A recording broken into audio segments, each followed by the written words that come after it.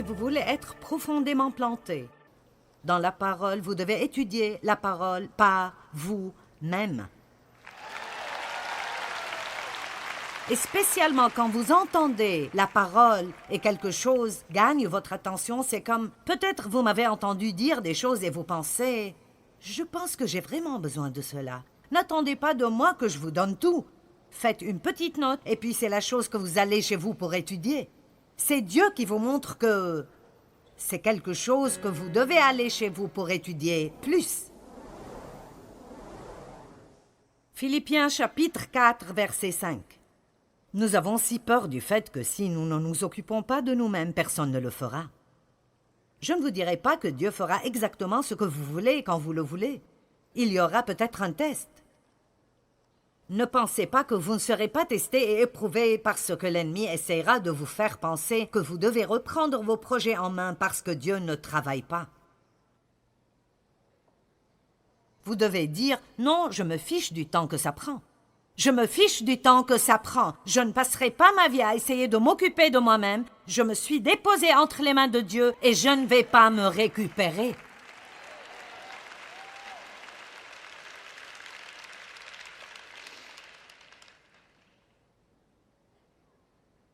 Faites-vous connaître par votre douceur envers tous les hommes. Je pense que c'est le plus grand témoignage que nous puissions avoir. Votre amabilité, votre esprit patient, le Seigneur est proche, il vient bientôt. J'aime cela. Vous savez quoi, il est temps. Il est temps d'avoir un changement. Jésus vient bientôt.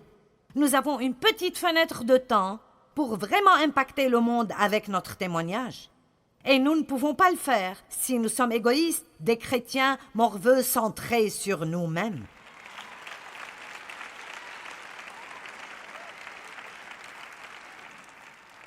Et je me parle autant qu'à vous. Eh bien quoi, à propos de moi, ce n'est pas juste. Je suis le seul chrétien là où je travaille et personne ne m'a donné de compliments aujourd'hui.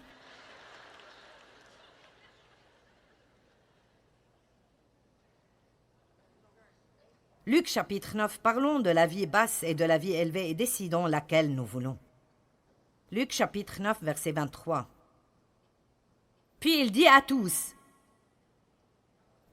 il parle à tous ce soir, « Si quelqu'un veut être mon disciple, qu'il renonce à lui-même, oublie, se perde de vue et oublie ses propres intérêts, se refuse et s'abandonne lui-même, qu'il se charge chaque jour de sa croix et qu'il me suive, s'accroche résolument à moi, totalement conforme à mon exemple, dans la vie et, s'il le faut, dans la mort aussi.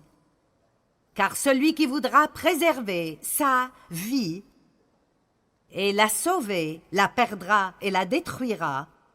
Mais celui qui la perdra à cause de moi, la préservera et la sauvera de la peine de la mort éternelle.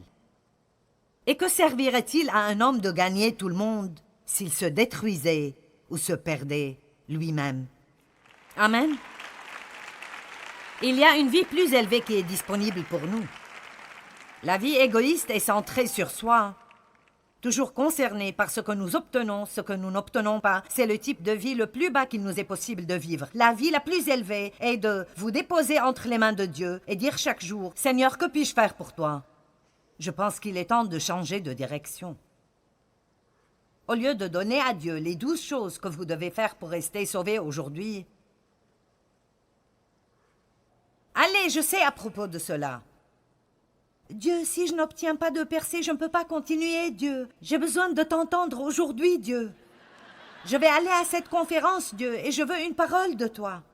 Vous êtes si plein de la parole, vous êtes sur le point d'exploser et vous en demandez toujours une parole. J'ai besoin d'une parole.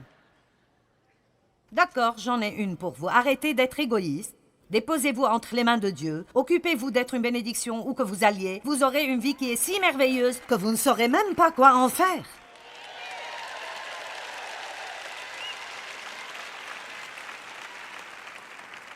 Suivez son exemple dans la vie. Et s'il le faut, dans la mort. Et je ne pense même pas vraiment que ça parle de mourir physiquement. Je pense que ça parle de mourir à soi-même. Paul a dit, j'ai été crucifié avec Christ, et ce n'est plus moi qui vis, c'est Christ qui vit en moi. Maintenant, je veux vous dire que Paul a dit cela 20 ans après sa conversion. Donc ça devrait être réconfortant pour certains, parce que ça fait un temps que vous êtes sauvés. Et alors, même si ça fait 20 ou 30 ans que vous l'êtes, ce n'est jamais trop tard pour dire, ce n'est plus moi qui vis, c'est Christ qui vit en moi. Si je vis maintenant dans la chair, je vis dans la foi au Fils de Dieu, qui est mort et qui s'est livré lui-même pour moi. Si Jésus est mort et s'est livré lui-même pour nous, et légalement et spirituellement, nous sommes morts avec lui et nous sommes ressuscités dans une vie nouvelle, pourquoi ne commençons-nous pas à vivre d'après cette réalité de qui nous sommes? Dieu vous aime. Il a un bon plan pour vous. Il veut prendre soin de vous. Vous êtes ses enfants. Vous savez, l'égoïsme a commencé avec Lucifer, avant même que Dieu n'ait créé le monde comme nous le connaissons. Dans Ésaïe chapitre 14, versets 12 à 14, nous voyons 2 versets intéressants. Ésaïe 14, 12 à 14.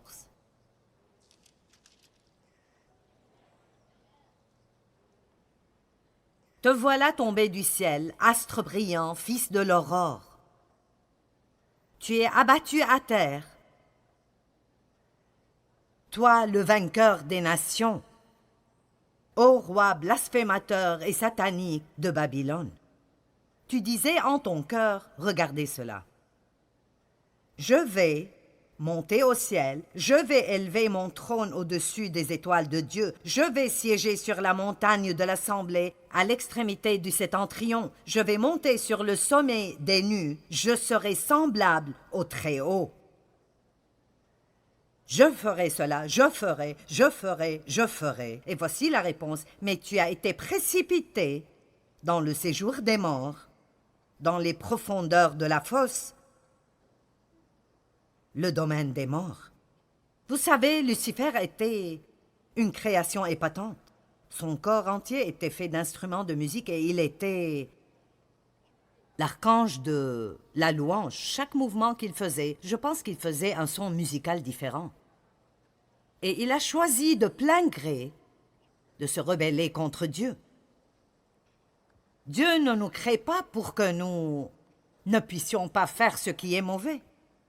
Il nous crée avec la capacité de faire ce qui est bon ou de faire ce qui est mauvais. Le choix nous appartient. Il ne veut pas un groupe de robots et de marionnettes. Il veut qu'on le choisisse. Nous devons vouloir exprès choisir sa volonté. Allez.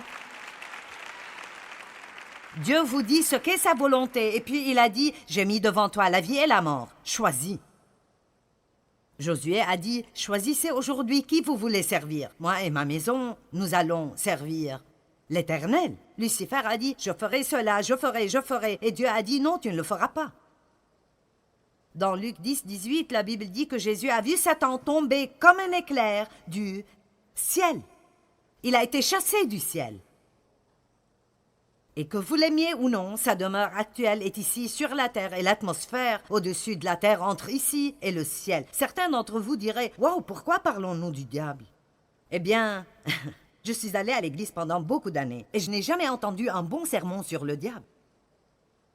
Je pensais qu'il était un gars qui sortait à Halloween, vêtu d'un pyjama rouge, avec une longue queue et une fourche. Je n'avais aucune idée du fait qu'il était l'auteur de la destruction dans ma vie et que l'autorité et la puissance sur lui m'a été donnée au nom de Jésus et que je n'avais pas besoin de juste me coucher et laisser le diable me marcher dessus. Et alors, je veux vous dire ce soir que Satan est vivant et va bien sur la planète Terre. Maintenant, la Terre ne lui appartient pas, elle appartient à Dieu et à sa plénitude, mais il infecte temporairement les systèmes du monde. Et le système que le monde suit est que tu mérites cela, achète-le pour toi-même. Et si tu ne le fais pas pour toi-même, alors personne ne le fera.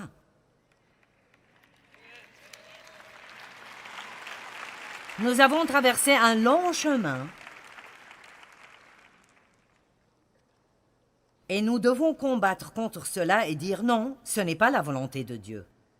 C'est ce que Satan veut que je fasse. Et si je passe ma vie à essayer de prendre soin de moi-même, alors je raterai ce que Dieu veut faire pour moi.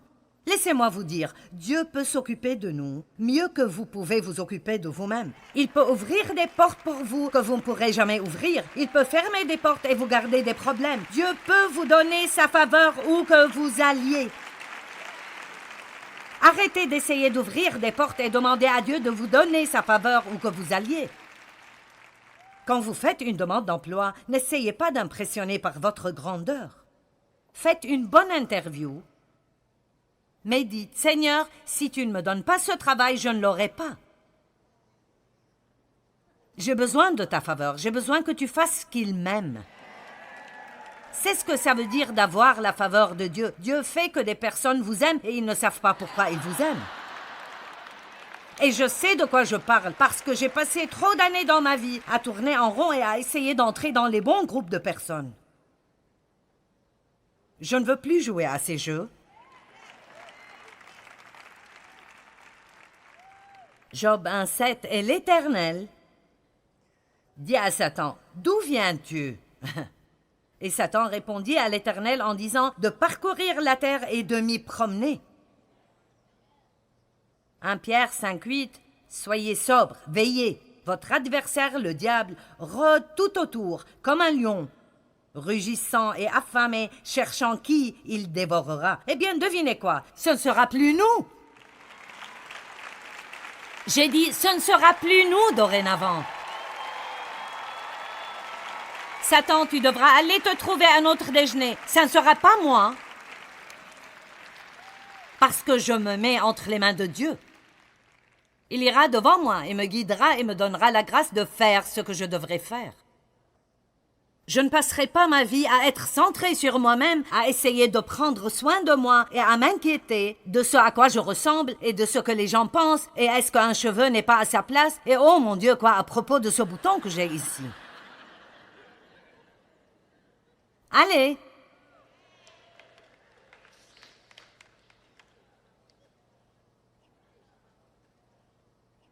Satan envahit les pensées des gens avec le poison de l'égocentrisme égoïste. Et quoi à propos de moi?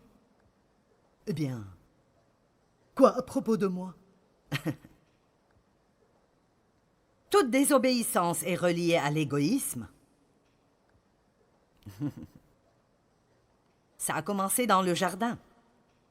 Elle voulait le fruit. Même si elle savait que c'était mauvais, elle le voulait. Le serpent lui a dit combien le fruit serait bon, mais il ne lui a rien dit à propos des conséquences. Allez! Il y a des conséquences. Quand vous jouez avec les serpents, vous serez mordu. Une petite fille marchait sur un sentier de montagne. Un mignon petit serpent rampait sur ce sentier de montagne. Et il faisait très froid. Il a dit « Mets-moi à l'intérieur de ta jaquette. » Non, je ne ferai pas cela. Il a dit « Oh, s'il te plaît, j'ai si froid. Mets-moi à l'intérieur de ta jaquette et garde-moi au chaud. » Alors finalement, il l'a convaincu. J'ai dit finalement, il l'a convaincu. J'ai dit finalement, elle a été prise dans le piège. Vous savez, le diable est un type patient, très trompeur. Il suggère des choses à votre pensée. Alors, un peu plus tard, il l'a mordue. Et elle a dit « Hé, pourquoi m'as-tu mordu? Je t'ai ramassé. » Il a dit « Tu savais ce que j'étais quand tu m'as ramassé. »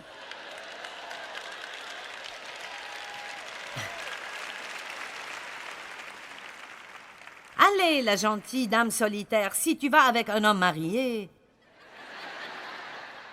tu seras mordu.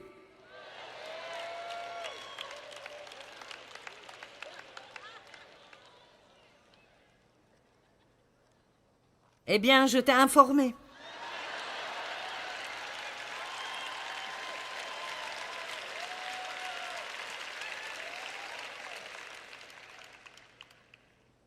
La Bible est pleine d'histoires de gens qui étaient égoïstes, mais aussi de gens qui étaient désintéressés. J'ai probablement 8 histoires de personnes qui étaient égoïstes et 7 ou 8 de personnes qui ne l'étaient pas. Et j'aurais aimé pouvoir vous parler de toutes ces personnes. Caïn a tué Abel parce qu'il était égoïste.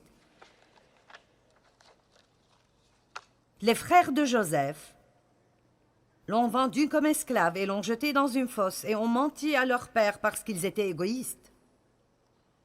Ils voulaient la relation que Joseph avait avec son père. Il était le chouchou de son père et ils étaient jaloux parce qu'il était le fils préféré de son père. Le roi David a commis l'adultère parce qu'il était égoïste. Dieu a même dit « Je t'aurais tout donné, mais tu devais prendre la femme de quelqu'un d'autre. » Il a commis l'adultère. Il a commis un meurtre. Ça a affecté sa vie. Il est resté roi et il a été pardonné. Et il a maintenu une bonne relation avec Dieu, mais il a quand même payé le prix pour cela. Jonas a été égoïste et il a été avalé par un gros poisson. Nous n'avons pas de temps pour cela. Un jeune et riche gouverneur s'est accroché à ses richesses et a perdu la vie éternelle. Un homme riche qui ne s'occupait de personne d'autre que lui-même a perdu toutes ses possessions en plus de son âme. Ce sont juste de différentes histoires dans la Bible. Mais laissez-moi vous montrer de bons exemples. Regardons les bonnes choses. Regardons 1 Roi chapitre 17.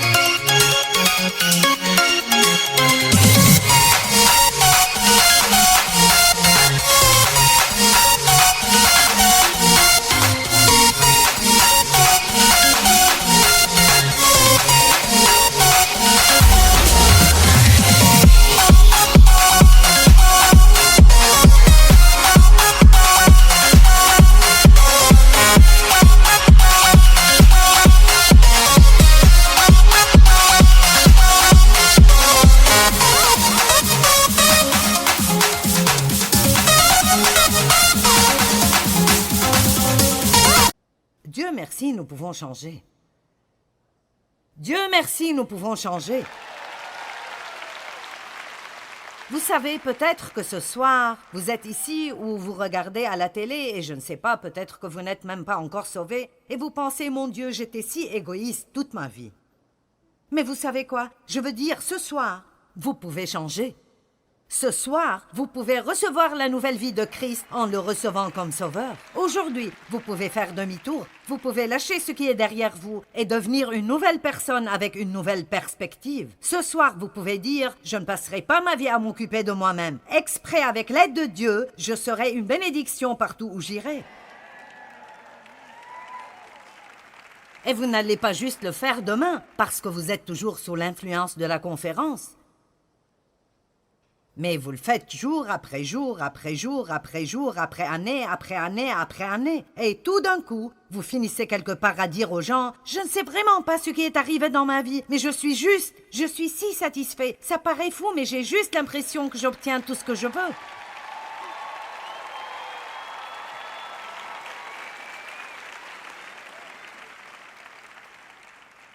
Et ça ne paraît pas logique.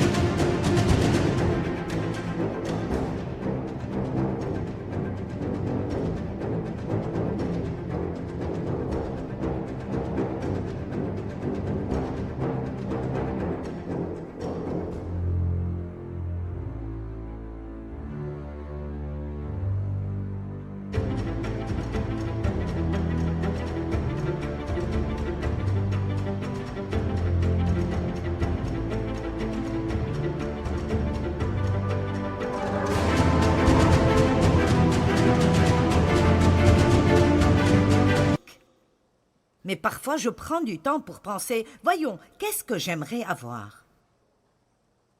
Et parfois, c'est un peu gênant parce que je ne peux vraiment penser à rien. Je sais que vous pensez probablement, oh, allons donc. Vous savez, Jésus a dit, si vous mangez de moi et buvez de moi, vous n'aurez jamais faim et vous n'aurez jamais soif. Maintenant, écoutez, vous savez, j'aime les bonnes choses et j'aime les belles choses comme toute autre femme les aime. Il y a beaucoup de choses que j'aime, mais vous savez, avoir toutes ces choses ne satisfait toujours pas votre âme. Et alors, quand vous avez cette satisfaction en Dieu, parce que vous portez de bons fruits et vous savez que vous êtes dans sa volonté, écoutez-moi, s'il vous plaît, je suis assez âgée pour savoir de quoi je parle. Où que vous soyez, je suis passée par là. La meilleure manière dans le monde de vivre est de cesser de penser à vous-même et de s'occuper d'être une bénédiction pour d'autres. Je veux dire, c'est si satisfaisant.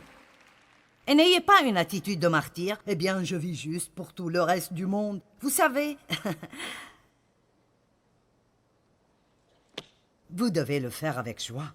Et probablement l'une des meilleures histoires de la Bible se trouve dans Luc chapitre 10, versets 25 à 37. Verset 25, un docteur de la loi se leva et dit à Jésus pour l'éprouver, « Que dois-je faire pour hériter la vie éternelle ?»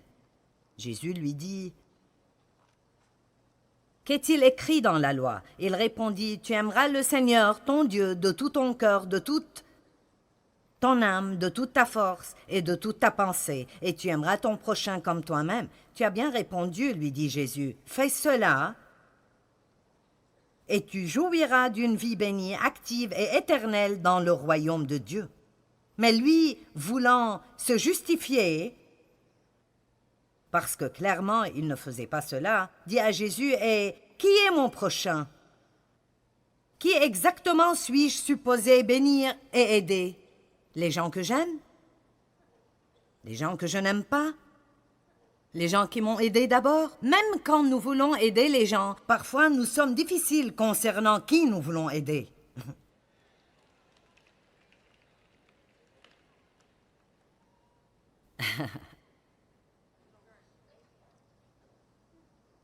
Je me demande, qu'est-ce que nous abandonnons dans notre relation avec Dieu pour nous accrocher à nos choses?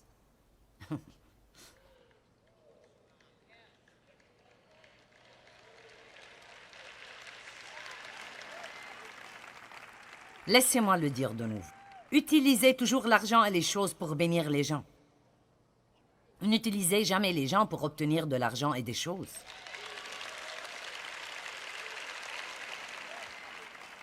Eh bien, qui est mon prochain? En réponse, Jésus dit au docteur de la loi, « Il y avait un homme qui descendait de Jérusalem à Jéricho. Quand il fut attaqué par des brigands, ils lui arrachèrent ses vêtements, le rouèrent de coups et s'en allèrent, le laissant à moitié mort. Or, il se trouva qu'un prêtre descendait par le même chemin. » C'est une histoire si puissante parce que voici les personnes religieuses. Or, il se trouva qu'un prêtre descendait par le même chemin. Il vit le blessé et s'en écartant poursuivit sa route. Il s'est écarté. Il est allé de l'autre côté de la route pour ne pas avoir à s'occuper de cet homme. Et c'est possible qu'il fût en chemin vers l'église.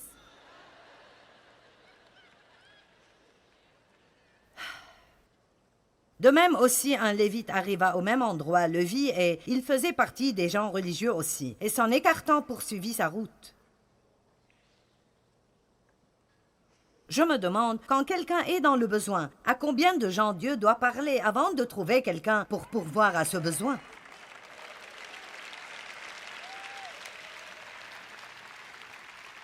Mais un Samaritain qui passait par là arriva près de cet homme. En le voyant, il fut pris de compassion.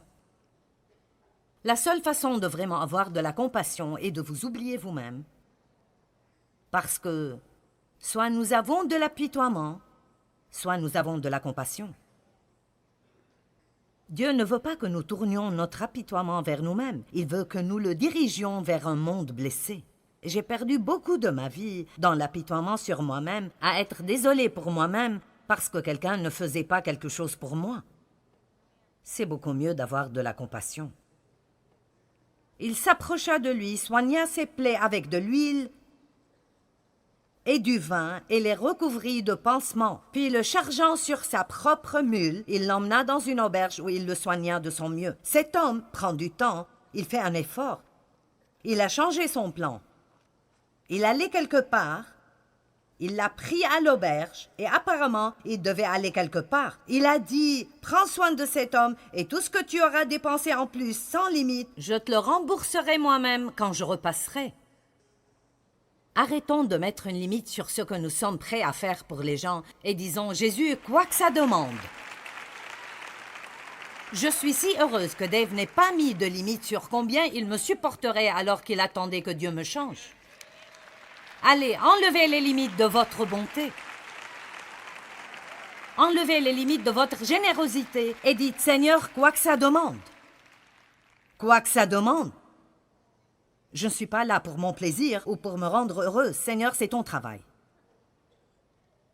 Je suis là pour rendre quelqu'un d'autre heureux. Vous voyez ce que j'essaye de dire ce soir?